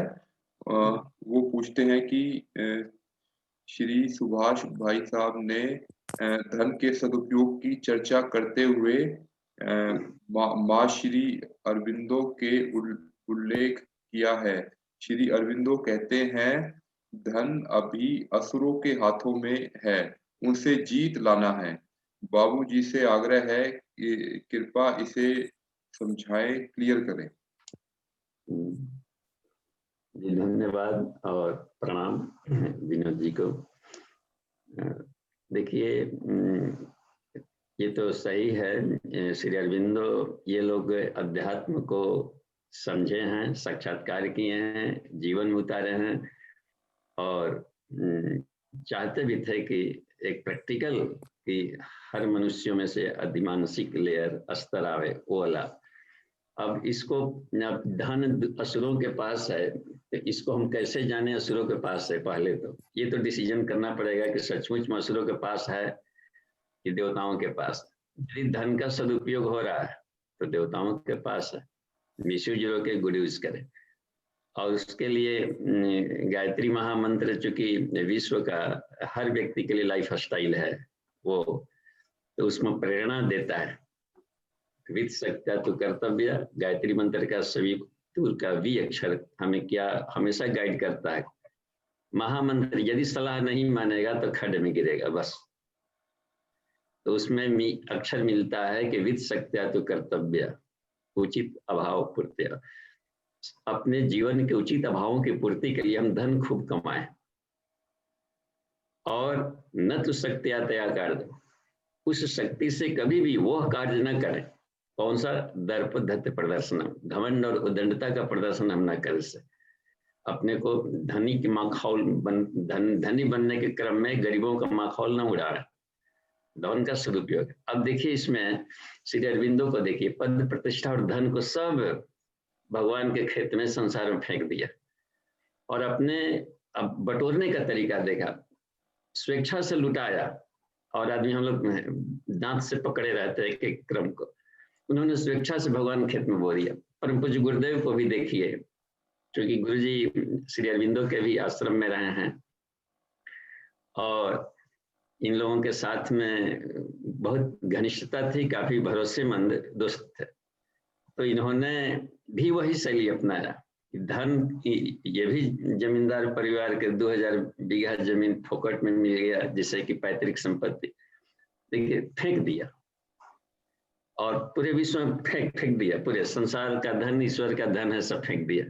अब बटोरने का तरीका इन लोगों को देखिए कैसे छीने। तो छीनना शब्द इनके लिए ये नहीं लगेगा कि बंदूक सटा के पिस्तौल से छीनना है कि क्या करना है, फोकट में नहीं, अपने में मैग्नेटिज्म पैदा किया, चुंबकत्व, ऐसा चुंबकत्व पैदा किया कि धन अपने से उड़ उड़ के आने लगा, उड़ उड़ के आता है। गुरु जी बोला करते हमारे धन संपदा हम पॉकेट में अपने नहीं रखते, हमारे सारे बच्चों के, पूरे संसार के पॉकेट में घुला हुआ है, सभी के बैंकों में। जब हम थोड़ी सी हमारी इच्छा होती है कि सदुपयोग वहां से कूद कूद करके आ जाता है। तो अब देखिए मैग्नेटिज्म कैसे पैदा करें। तो आज की कक्षा में ये तीनों बातें बताई गई कि ब्राह्मणत्व तो पैदा करे अपने भीतर में। मनुष्य में मैं ब्राह्मण हूँ, गीता ने कहा, और कहता है तू ब्राह्मण बन गुरुजी कभी भी नहीं बोले हैं, हमेशा बोले हैं कि हमने अपने आप को ब्राह्मण बनाया है, अपने आप को संत बनाया है, बस तुम लोगों से केवल 2 हाथ आगे, ऐसे ऐसे बताया करते थे, बहुत आगे नहीं है, मात्र 2 हाथ आगे है। एक हाथ है संत का, दूसरा हाथ है ब्राह्मण का। तो यही जो बात बन गई है, तो जो ज्ञान सोत्रोत यानी यथार्थ ज्ञान को, एब्सोल्यूट ट्रूथ को उन्होंने साक्षात्कार किया है और उस सत्य को अपने जीवन में घोला। तो ये दोनों बातें मिल जाती है, तो उसके द्वारा वो बिल्कुल अपना ज्ञान संपदा को इतना निचोड़ करके पूरे विश्व को बांट दिया, अब संभाल के ना रखा। हम लोगों को सबको दिया है गुरुजन ज्ञान, और बदले में क्या लिया? कुछ नहीं। ऐसा तो गार्जियन कहीं दिखाई नहीं पड़ता, सब कुछ लुटा दे और बदल में कुछ न मांगे। यही क्रम है मैग्नेटिज्म का, कि आदमी फेंक देता है सब कुछ, कि कुछ नहीं लेता, आप भगवान है, आप सब है, आप कुछ भी तो आप ले फेंक देता है कि यहाँ मिसयूज नहीं होगा। तो मैग्नेटिज्म पैदा किया है। एक और भी देखिए संत क्या है, जिसका हृदय करुणा से लबालब भरा। यही बात आई थी श्री प्रतिष्ठा आयतन में। आयतन का धनी देखिए कमाल का, वेदों का माने पूरे यथार्थ ज्ञान और उपनिषदों का जो ब्रह्म ज्ञान में जी रहा हो और ब्रह्म में वेद मूर्ति जो बन गया हो अपने आप को, ये आयतन की प्रकाष्ठा थी गुरु जी। आदर्श हम देखें उनको। और देखिए श्री इसके साथ में आ गया, तो आयतन के साथ में स्त्री देखी, अपने आप ही पूरे विश्व की संपत्ति चरणों में गिरने लगी, सारी वैभव संपदा बस। तो यह मैग्नेटिज्म पैदा करता है। ज्ञान को कब मिला? क्रिया में लाया था, अग्नि, ऋक को अग्नि में ले दिया। ज्ञान जैसे ही कर्म होता है, यानी न्यूरो मस्कुलर के साथ जुड़ता है, श्रम के साथ, तो लक्ष्मी तो अपने आप आती है। लक्ष्मी नथिंग कहा कि क्या होता है वेल्थ, वेल्थ को ले आना है तो सीधे न्यूरो मस्कुलर कोऑर्डिनेशन, ज्ञान को श्रम से जोड़ना लगा दिया उन्होंने, तो पूरी समृद्धि तो पीछे दौड़ती है। और इसलिए ये अंतरात्मात्म संतुष्टि होता है साधकों का, तो वो उसके साथ में प्रजा जुड़ता है, फॉलोअप करता है ऐसे ऐसे साधकों का, जो कि जीवन में इनको ये किया है। प्रतिष्ठा पद, विश्व का सबसे बड़ा योगी, सबसे बड़ा फादर, सबसे बड़ा गृहस्थ, सबसे बड़ा संत, सबसे बड़ा क्रांतिकारी, अब देखिए किसी फील्ड में देख लिया उनका, सबसे बड़ा विचारक, इसको प्रतिष्ठा कहा जाता है, प्रतिष्ठित होता है। तो ये मैग्नेटिज्म है। तो यदि हम मैग्नेटिज्म पैदा कर ले अपने आप में, दंडायन ऋषि को देखिए, नंग धड़ंग तालाब किनारे पड़ा हुआ था और विश्व विजेता कहने वाला सिकंदर अपनी पगड़ी उसके चरणों में रख रहा था, इसको कहा जाता है मैग्नेटिज्म। तो भारत मैग्नेटिज्म है, अपनी पात्रता के आधार पर दावा करता है। विश्वामित्र ने अपना मैग्नेटिज्म अपने तपोबल से पैदा किया था, फोकट में नहीं मिला था ब्रह्मर्षि पद पूरे। और यही नहीं, अनेकों शूद्रों को, केवल मिस्र देश में 10,000 मलिक्षों को ब्राह्मण बनाया था, ये दिखाया। ये अपने तपोबल से लेते हैं व्यक्ति। तो ये मैग्नेटिज्म पैदा करने को कहा है श्री अरविंदो ने, कि ऐसा करें कि धन उसके पास रहे नहीं है, न छीनेंगे, दूसरा कोई छीन के दे देगा, यहाँ पर फेंकेगा। तो ये तरीका रहा है हमेशा कि हम अपनी पात्रता को सिद्ध करें, और पात्रता ही चुंबकत्व है। और यह चुंबकत्व चाहे हम जैसे अपने में चरित्र, चिंतन, व्यवहार, यही 3 लेयर अपने बनता है, यही भूर्भुवः स्वः बनता है। तत्सवितुर्वरेण्यं हिया, और चरित्र में भर्गो देवसधि में भर्गो भूंज डालिए अपने दोष दुर्गुणों को, दैवी संप्रदाय, दैवी गुणों को धारण करें। कितना सरल सूत्र है। धिया हने प्रचोदया, जो भी हमारी शक्तियां अपने भीतर गेन हुई है, उसको हम लोक कल्याण में लगावें, और लोक में तो अपने भी शामिल हैं। तो पूरे के पूरे ये है क्रम का। तो मैग्नेटिज्म पैदा करने की अद्भुत जानकारी मिली, और यही लिंक बताया गया है इसमें गायत्री उपनिषद में। स्मृतियां हमें व्यवहार पक्ष सिखाती है, 1000 संहिता है, लेकिन हमारा भीतर वाला कैसा हो, कॉन्शसनेस किस स्तर का हो, उसको गीता बताता है। और इसके लिए उपनिषद बताता है, गीता भी उपनिषदों का अर्थ है। तो उपनिषद हमें देता है कि हमारा कॉन्शसनेस किस स्तर का हो भीतर, वही प्राण बनता है। और प्राण को कह देते हैं सविता।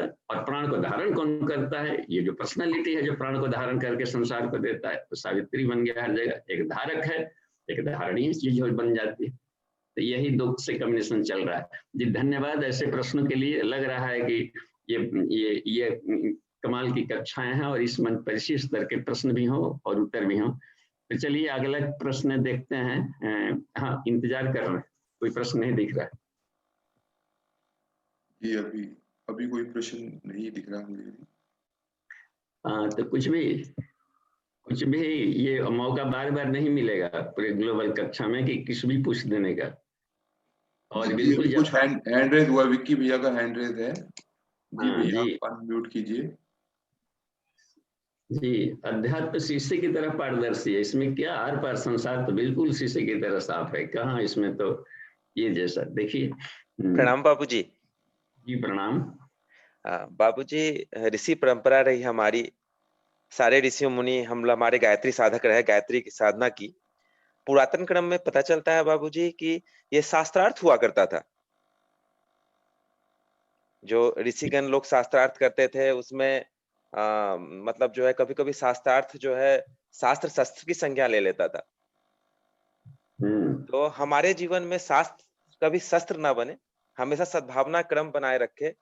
और ऐसा भी देखा गया कि वैदिक कर्मकांड इतने उलझते चले गए कि मानवता भी जो है मतलब वो पीड़ित हो उठी। तो आखिर हमारे जीवन में ऐसे टर्निंग पॉइंट्स कहाँ आते हैं जो हम विमुख हो जाते हैं बाबूजी? हम बच्चों को थोड़ा बाबूजी समझाएं। प्रणाम बाबूजी। जी, इसी में इसका उत्तर है आज के गायत्री उपनिषद में। उपनिषद सारे समस्याओं का समाधान देता है, क्योंकि अध्यात्म है ये, और अध्यात्म ही विवेकानंद वीरतुरत जयंती वित्ती उनको, और ये उनका भी था कि यदि विश्व की सारी समस्याओं का समाधान चाहिए तो अध्यात्म के शरण में जाओ, बस उपनिषद के शरण में जाओ।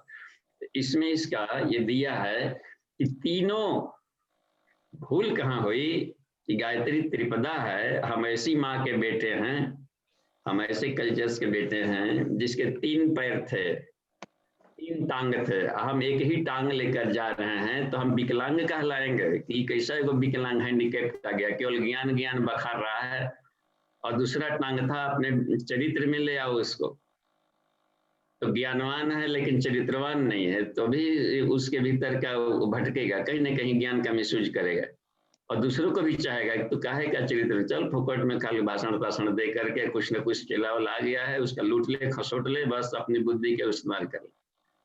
तो ज्ञान को चरित्र में ढालने वाला दूसरा पैर है त्रिपदा, उसी को यजु कह देते हैं, ऋग के साथ में यजु, और साम कह देते हैं आत्मीयता का, उसको विस्तार कर, सारे संसार के बच्चे अपने बच्चे हैं, पूरा वसुदैव कुटुंबकम है।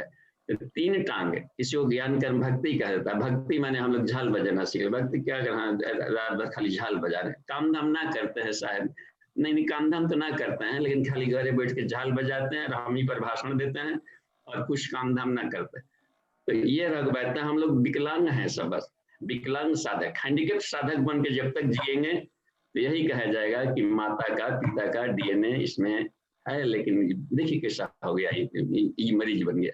तो इसे मरीज को इसलिए देखिए कृष्ण ने गीता में इस बात को कही, ये कि ज्ञान इसमें क्या है, इसमें देखते हैं तपस्वी भी अधिक योगी, तपस्वियों से योगी श्रेष्ठ होता है। तप है कर्मशीलता में जाकर के, ठीक है, इसमें देखिए तप कर रहा है, अपने दोस्त गुणों को हटा रहा है, ठीक केवल हटा रहा है, क्लीनिंग कर रहा है, ठीक है, पर इस अच्छा तपस्वी अधिको योगी और ज्ञानीभ्यो चमतोधिकम, ज्ञानवान भी बन गया है, अपने दोस्त दुरुणों को भी हटा दिया है, और देखिए कर्मे भेष अधिको देवी, और केवल है कि ज्ञान नहीं है तो कर्म कर रहा है, केवल कर्म को ही मत, कर्म ही पूजा है, और नॉलेज ही नहीं कि क्या करना चाहिए, तो जीवन में जो करेगा सब गलत करेगा। इसलिए कहा कि वेद से जो कर्म होता है, जो ज्ञान आदमी ले ले, तो वो यदि व्रतशील हो तो उसको वो यज्ञ कहलाता है। यज्ञ माने हम लोग खाली स्वाहा समझ ले, दिमाग में इतना भरा है, जहां यज्ञ का नाम लिया गया हम लोग समझते फिर स्वाहा स्वाहा करना है। यज्ञो वही श्रेष्ठतम कर्म, यानी श्रेष्ठतम कर्म व यज्ञ, जो श्रेष्ठतम कर्म है उसको यज्ञ कहा जाता है। यज्ञ कल्याण हेतु, कल्याण के लिए, विश्व कल्याण के लिए कुछ भी कोई कर रहा हो, क्योंकि अग्निहोत्र भी से विश्व का कल्याण होता है। ये अग्निहोत्र एक प्रक्रिया है, कुछ जड़ी बूटियां वनौषधियां हैं, हर्बल मेडिसिन है, उसको हम थोड़ा अग्नि पर वायुभूत करते हैं, पोलराइजेशन हो गया, वेद मंत्रों में उसमें भाव प्राण भर दिए गए और शक्तिशाली होकर के गया, तो चूंकि पूरे विश्व के फैल गया है तो वर्षा वगैरह करेगा, वही दूसरा चरण कहा गया था, जिसको यजुर के द्वारा भी पुष्प वर्षा होती है, तो उससे पुष्प अनाज बनता है करने का। तो उसके साथ में बीड़ियों जला रहा है कोई, वो गंजो जला रहा है और टायरो ट्यूब जला रहा है, रोज हड़ताल ही हो रहा है देश भर में, तो टायरो ट्यूब जल रहा है, तब समझिए तो इसको बैलेंस करने के लिए भी तो कुछ तो चाहिए। तो इस तरीके से यज्ञ प्रक्रिया उसको अग्निहोत्र को भी ले लिया गया है, लेकिन भूदान यज्ञ, स्वयंवर यज्ञ, ज्ञान यज्ञ, ये सब देखें यज्ञेन यज्ञम अयजंत देवास्तानि धर्माणि प्रथमानि आसना। जो पुरुष सूक्त का जो बात कहा जाता है इसमें कि वो जो जितने भी धर्म धारकों में श्रेष्ठ हुए हैं वो मानस यज्ञ किए हैं, मेंटल, वो ज्ञानात्मक यज्ञ किए हैं, यानी पत्नोधारकम श्रेष्ठकम, ज्ञान दान किए हैं, ज्ञान बैठाए हैं, और ज्ञान ही कर्म बदलता है। तो कर्म कांडों में नहीं उलझाया है कभी भी किसी को, तो उसके ज्ञान के आधार पर उसे कर्म बनना बता दिए कि ठीक है ऐसा ज्ञान है तो आपको ये कर्म इस तरीके से कर सकता है। इंजीनियरिंग का फैकल्टी है, मैथमेटिक्स है, तो उसको साइको से जोड़ दे आप, psycho physics, psycho chemistry, psycho mathematics, psycho bio. अब देखिए मजा आ जाएगा उसमें से कर्म का। तो इसको ये युग्म बनता है, ये मिथुन बन गया उसका, और इससे जाकर के स्त्री अभावती। तो ये क्रम है। तो भूल वही हुई है कि हम तीनों टांग को इसलिए कहा कि तपस्वी हो, योगी, अच्छा ज्ञानिभ्यो च मतोधिकम कर्मेभ्यश्च योगी तस्माद योगी भवार्जुन। हे अर्जुन तो तीनों को जोड़, ज्ञान कर्म भक्ति को अलग अलग टांग चलकर मत चढ़ जाना, तीनों को जोड़ दे। और तीन टांगा भी दौड़ होता है ना स्कूल कॉलेज में, 3 टांग पर दौड़ने वाला है खेल। अब ये 3 स्टेप जंप देखिए 3 ही स्टेप में पार कर जाता है। तो ज्ञान कर भूर्भुव सब पार कर जाएगा, बस तीनों को जोड़ दे। बस तुम्हारा खान पान रहन सहन ऐसा हो जो शरीर मन आत्मा तीनों को शुद्ध करता हो, तीनों को लाभ देता है। एकांगी नहीं, बलवान बन गए, गिगेंटिक बन गए, मांस मदिरा पी करके तो उसका फिर जाकर के उसका खोपड़ी खराब लेकर घूम रहा है। तो तीनों को जो साथ लेके चल देता है वही वह बात बनती है गुण कर्म स्वभाव के आधार पर। तो कहीं न कहीं पर उसमें एक वाले में दीमक लगा, बस तो हम खंडहर बन के घूम रहे हैं, चलते फिरते श्मशान पर टहलने वाले प्रेतों की श्रेणी में हम लोग आ सकते हैं। यदि इसमें से एक भी पक्ष है तो बड़का राक्षस छोटे का राक्षस ऐसी बनकर घूमते रहेंगे।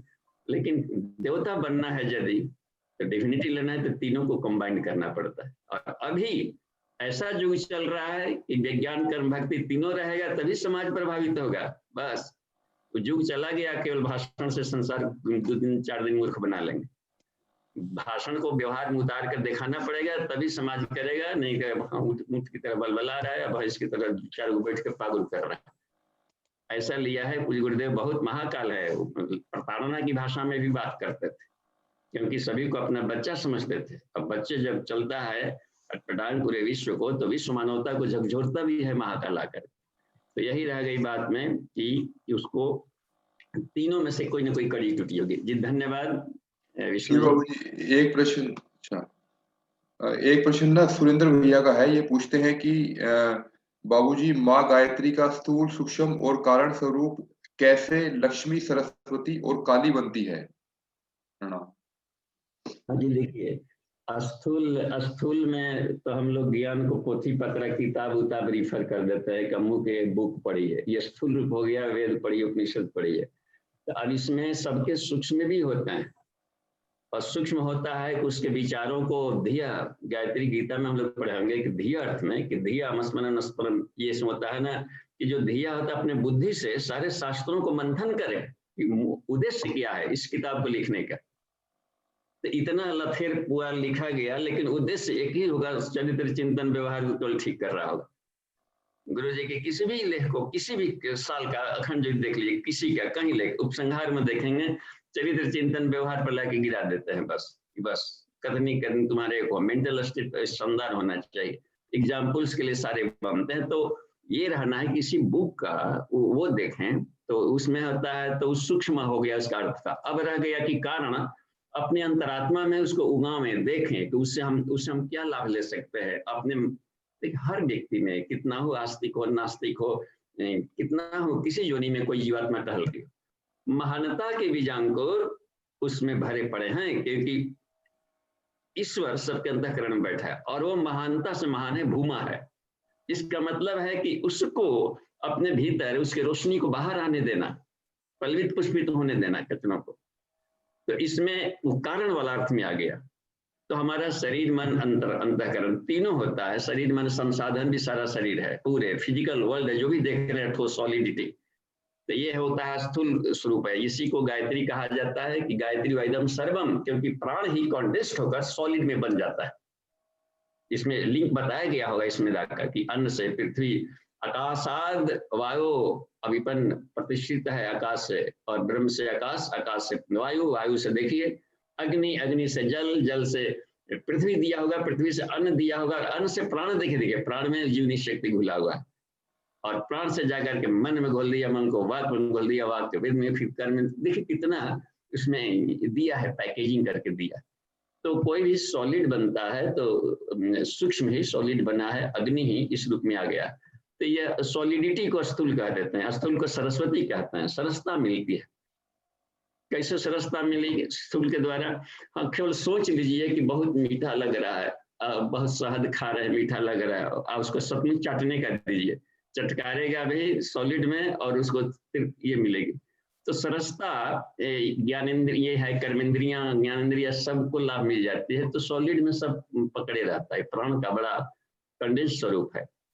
इसलिए कहते हैं कि जीवन में सरसता है। बड़े अच्छे गवैया और गाते नहीं, तो प्रैक्टिकल में जब आ जाएगा स्थूल रूप में, तब उससे लोगों का, दूसरों का भी खोपड़ी घूमने लगे, झूमने लगता है। कमाल का यह है, आनंद को ले आता है। तो सरसता आती है कब? जब जवान व्यवहार में उतर करके पच जाता है, तो रस्ट पर टपक कर गिरने लगता है, वो मेच्योर्ड अवस्थित होता है स्थूल वाला। तो ये है तीनों का। तो माँ गायत्री का स्थूल, सूक्ष्म और आत्मा कहला जाती है कारण के रूप में, और सूक्ष्म रूप में प्रज्ञा, विचार कहलाती हैं, और कारण स्वरूप में ये समस्त संसार के जितने भी पदार्थ आप देख रहे हैं, ये स्थूल रूप में, ये सारे का सारा, चूंकि प्राण है तो प्राण के कंडेंस्ड फॉर्म है। इसको गर्म किया जाएगा तो जल में बदल जाएगा, लिक्विड, और गर्म कर देंगे तो भाप बन जाएगा, और गर्म कर देंगे तो वो प्लाज्मा में बदल जाएगा सीधा, और गर्म कर देंगे तो आकाश दिखेगा ही नहीं, और गर्म कर दें तो मन में बदल जाएगा, और उसको हीटेड कर दे परमाणुओं को तो बुद्धि बदल जाएगा, और उसको कर देंगे रिफाइन करके उसको, तो और यहीं पर रहेगा लेकिन दिखेगा नहीं, वो प्राण में बदल जाएगा, और कर देंगे तो आत्मा में, और सूक्ष्म कर देंगे तो परमात्मा में। उसी का सब है, ये स्वरूप है। तो कह दिया गया कि सर्वम खलु इदम ब्रह्म, बस एक शब्द बोल दिया उपनिषदों ने। तो ये देखिए, इसमें लगता है कि समझ में, आप सब लोग रिसर्च स्कॉलर हैं तो नहीं समझने वाली कोई बात नहीं दिख रही है। जी धन्यवाद सुरेंद्र जी को। जी बाबूजी, अब समय भी हो गया है, वैसे हैंड रेज भी है। हैंड रेज वाले के केवल सुन भर लेते हैं और समाप्त कर देते हैं। जी जी, प्रतिभा दीदी का हैंड रेज है, मैं उन्हें अनम्यूट कर रहा हूँ। जी जी दीदी, आप अपने आप को अनम्यूट कीजिए।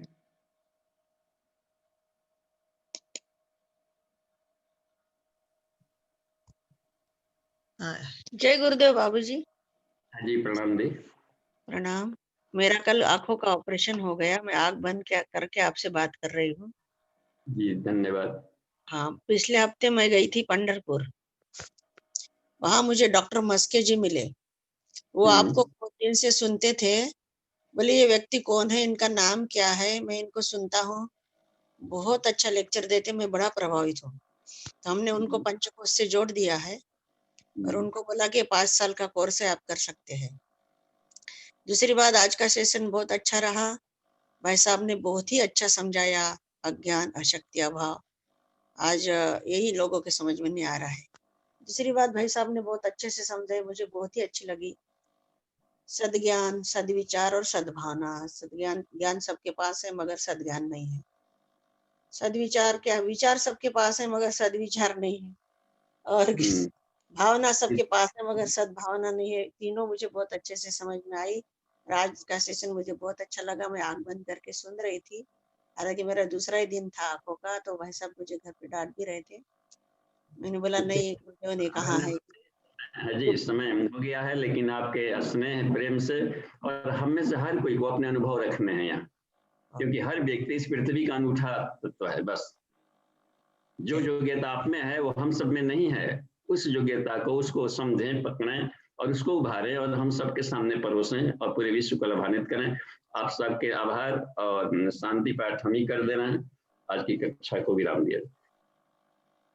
ओम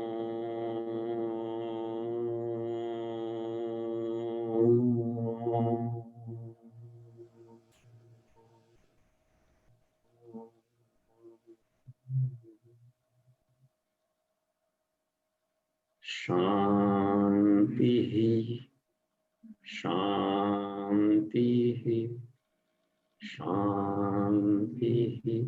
समाप्ति। प्रणाम।